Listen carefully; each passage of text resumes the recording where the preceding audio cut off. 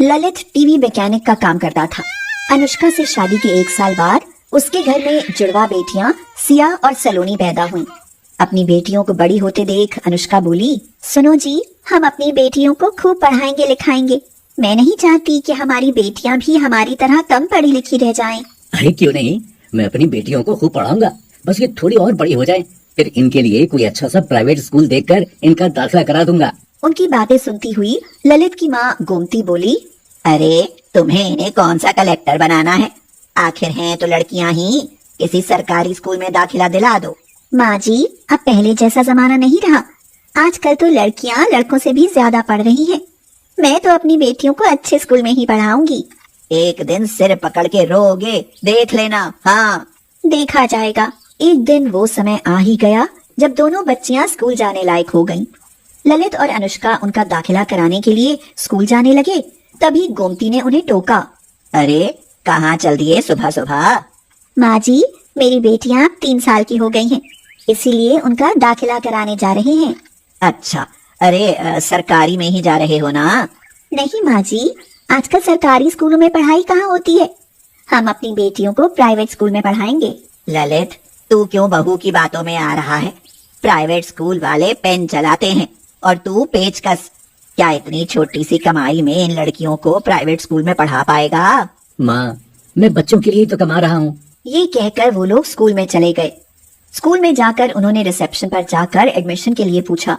वहाँ बैठी लड़की बोली, मैम 100 रुपए दे दीजिए, मैं एक फॉर्म दूंगी, आप उसे फिल करके जमा कर देना। अपना फोन नंबर लिख देना, अगर सीट खाली हुई तो आपकी बेटियों को टेस्ट के लिए बुला लिया जाएगा। सीट खाली मतलब? सर, प्राइवेट स्कूल में सीट लिमिट में होती है, अगर जगह खाली हुई तो ही बच्चे का एडमिशन होगा। सब उनकी समझ से बाहर था, इसलिए उन्होंने 100 रुपए देकर फॉर्म लिया और किसी की मदद से उसे भरकर जमा कर दिया। घर आकर अनुष्का ललित से बोली, बड़ी अजीब बात है, इतनी छोटी बच्चियां भला क्या ही टेस्ट देंगी, और इन्हें अभी आता भी क्या है? सीट खाली ना हुई तो 100 रुपए भी पानी में गए। देखो भाई, अब लड़कियां अच्छे स्कूल में पढ़ानी है तो ये सब तो करना ही पड़ेगा। 1 सप्ताह इसी इंतजार में गुजर गया कि स्कूल से फोन आएगा, लेकिन कोई फोन नहीं आया। दिल बैठा जा रहा था उनका कि अगर उस स्कूल में एडमिशन नहीं हुआ तो। इंतजार करके ललित खुद ही स्कूल में जा पहुंचा और रिसेप्शन पर जाकर पूछा, सर, जैसे ही आपका नंबर आता है बता दिया जाएगा, और अगर आपको ज्यादा जल्दी है तो 1000 रुपए जमा कर दीजिए और बच्चियों को टेस्ट के लिए ले आइए। उसने 1000 रुपए जमा कराए और कुछ देर बाद सिया और सलोनी को टेस्ट के लिए ले आया। प्रिंसिपल ने कुछ सवाल पूछे। प्रिंसिपल को देखकर ही बच्चियां सहम गईं और कुछ न बोल पाईं। देखिए, आपकी बेटियां टेस्ट में फेल हैं, एडमिशन नहीं होगा। मैडम जी, ये अभी छोटी बच्चियां हैं, आपसे पहली बार मिलकर डर रही हैं, आप उन्हें प्लीज एडमिशन दे दीजिए। सॉरी, मैं एडमिशन नहीं ले सकती। ये सुनकर अनुष्का और ललित की आंखें भर आईं। ललित हाथ जोड़ते हुए बोला, मैडम जी, मैं आपके हाथ जोड़ता हूँ, प्लीज मेरी बेटी को अपने स्कूल में दाखिला दे दीजिए।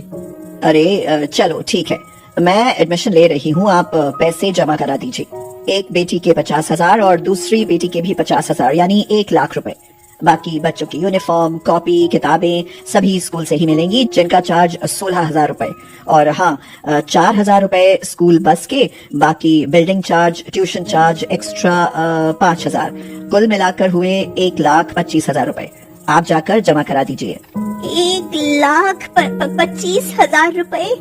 ये प्राइवेट स्कूल है, यहाँ इतने ही लगेंगे, फी के लिए सरकारी स्कूल है। अनुष्का बाहर आकर बोली, कहाँ से लाओगे इतने पैसे? अरे चिंता क्यों करती हो, 75 है मेरे पास में, 50 किसी से ब्याज पर ले लूंगा। बेटियों की अच्छी पढ़ाई के लिए मैं कुछ भी करूंगा। बेटियों के एडमिशन में ललित 50,000 रुपए का कर्जदार हो गया, लेकिन मैं बहुत खुश था क्योंकि उसकी बेटियों का एडमिशन एक बड़े स्कूल में हो चुका था। महीने भर बाद, पापा, मैम ने फीस मांगी है। फीस? वो 1.25 लाख जमा किए थे, फिर फीस कैसी? हम लोग ठीक से अंग्रेजी पढ़े लिखे होते तो हमें कुछ पता होता। अब भगवान ही जाने कि इतने सारे पैसे उन्होंने किस चीज के लिए लिए हैं। आप स्कूल में जाओ और पता करो। ललित स्कूल में गया और प्रिंसिपल से पूछा, मैडम जी, फीस कितनी देनी है? और वो 1.25 लाख रुपए, क्या उनमें फीस नहीं थी? लगता है पहली बार बच्चियों को प्राइवेट स्कूल में पढ़ा रहे हैं। वो केवल एडमिशन चार्ज था। दोनों बच्चियों की महीने की फीस 2,500 रुपए, यानी दोनों की 5,000 रुपए होगी। बाकी रिसेप्शन पर समझकर फीस जमा करा दीजिए। 5,000 महीने? ये सुनकर तो ललित का दिमाग ही घूम गया। उसे तो अभी इस महीने 50,000 का ब्याज भी देना है और बाकी घर के खर्चे भी। ऐसे तो बड़ा मुश्किल हो जाएगा। वह घर गया और अनुष्का को सारी बातें बताई। इस महीने की फीस लायक तो मैंने जोड़ रखे हैं, आप उनसे फीस भर दो। 3 महीने बाद उनके यूनिट टेस्ट हुए जिसमें बच्चियों के नंबर कम आए। ललित और अनुष्का को पेरेंट्स मीटिंग में बुलाया गया। क्लास टीचर ने कहा, देखिए, आपकी बेटियां पढ़ाई में बहुत कमजोर हैं। उन्हें घर में भी पढ़ाया जाएगा। मैडम जी, इनकी सारी किताबें इंग्लिश में हैं और मुझे इंग्लिश इतनी ज्यादा नहीं आती। ये हमारी नहीं, आपकी प्रॉब्लम है। आप इनका ट्यूशन लगाइए। लेकिन ट्यूशन कहाँ पढ़ाएंगे?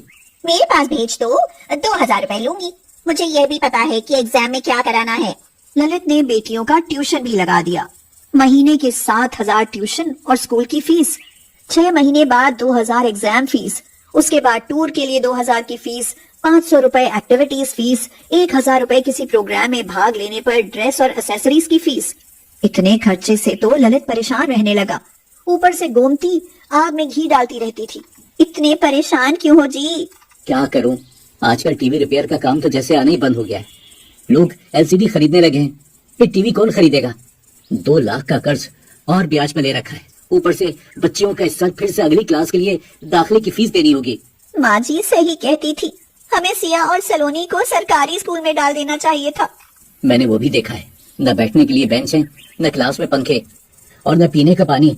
शौचालय की सुविधा भी ढंग की नहीं है। टीचर बैठे हुए मोबाइल चलाते रहते हैं। अगर सरकारी स्कूलों में पढ़ने की सुविधाएं होती तो क्या गरीब आदमी प्राइवेट स्कूल में पढ़ाने के चक्कर में कर्ज में डूबते?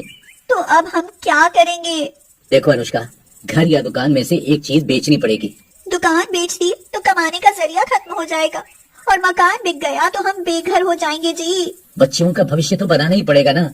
जब तक बेटियां 12वीं में आई तब तक उन दोनों की फीस 10,000 रुपए महीना हो चुकी थी, ऊपर से 2,000 बोर्ड की फीस। ललित तो डिप्रेशन में जाने लगा। धीरे धीरे दुकान भी ठप हो गई। उन्होंने दुकान भी बेच दी।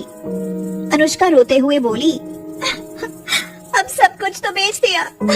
अगर बेटियों को आगे पढ़ाओगे तब क्या बेचोगे? काश हमने पहले ही माँ जी की बात मान ली होती और लड़कियों को सरकारी स्कूल में पढ़ा दिया होता। 2 बेटियों को प्राइवेट स्कूल में पढ़ाने से मैं बर्बाद हो जाऊंगा, ऐसा कभी नहीं सोचा था। अब तो मन में आता है कि आत्महत्या कर दूं।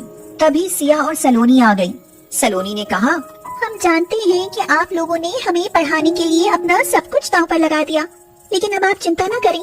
हम दोनों ट्यूशन पढ़ाकर आगे की पढ़ाई पूरी करेंगी और ग्रेजुएशन होने के बाद अपना खुद का स्कूल खोलेंगी।